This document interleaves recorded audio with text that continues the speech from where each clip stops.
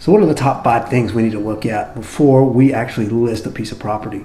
My name is Josh Bryan with Bryan Haggard Land Group. We specialize in land sales and purchases here in the DFW area.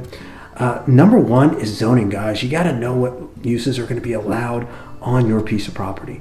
It's very, very important. You can easily go to the city website, sometimes the Economic Development Corporation website, download the zoning map, and then look at the ordinances and take a look at exactly what's allowed there.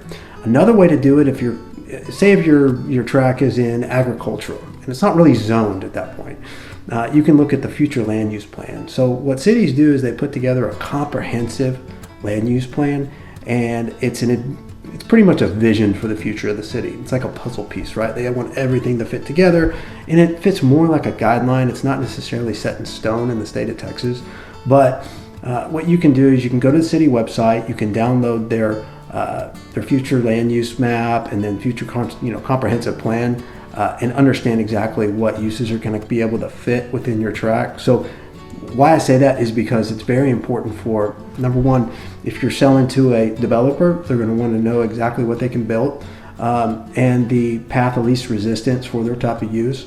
Number 2, investors, they want to see what the exit looks like on the upside of future land value and future land use, right? So make sure you understand those components so you can answer any questions for any buyers that are coming along, right? And who to cater your marketing to. Number 2 is going to be utilities. The 2 big ones we usually look at are going to be water and sewer capacity and kind of where those are going to be located. Urban areas are not necessarily, more of the suburban and greener markets. You have utilities that are in the process of being brought through the city. You just need to know exactly where those are. Are they actually in front of your site, which is great, that'll actually add the value, or are they 1,800 feet away at a high school down the street where you would have to drag those to the site in order to supply sufficient utilities and capacities to it. So you just need to understand that. You might want to get with the city on that as well. And if you have a civil engineer, those are always a great resource for added value to understand kind of what it's going to take to bring utilities to the site. Number 3, developable acreage. That's a big one. If your entire site is in the floodplain, it's going to be very, very difficult for somebody to build anything there, right? What my recommendation is to look on the FEMA map. It's online. It's very easy to find. You can go ahead and use that resource. I'll put a link in the comments below. But another way to do it and really kind of firm up everything is what I recommend is just get a survey done. Call your civil engineer, see if they can go ahead and get a survey done for you, and that'll delineate exactly where the floodplain is and kind of where all the utilities are, as well as any easements that are going through the site, so you can actually see exactly what's developable. That's what a lot of developers and investors are going to ask for, right? Number 4, you've got access points. Most developments are going to need 2 points of access for fire.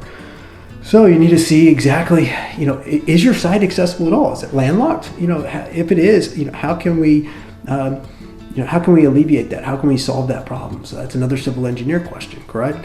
If it's not, is there 1 point of access? Is there 2 points of access? Is there a road that's going to be built that's going to give you an additional point of access to alleviate that? So, it's good to just go ahead and understand that up front so you can answer those questions for buyers. Number 5, my final point is road construction. Are there any plans for construction in front of your site for the road to be expanded? You need to understand right-of-way take, and if that's in the process of being happening, you probably got to notice if that is for the city bidding on particular pieces of property and funding that for the right-of-way.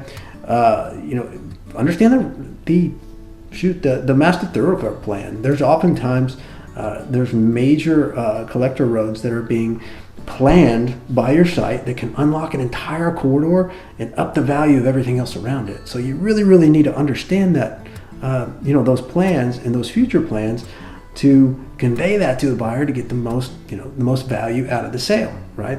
So those are just my top 5 things. Again, my name is Josh Bryan with Bryan Haggard Land Group. like and subscribe to this channel for any and all things land. If you don't want to miss out, please feel free to leave a comment, and talk to you later. Thanks.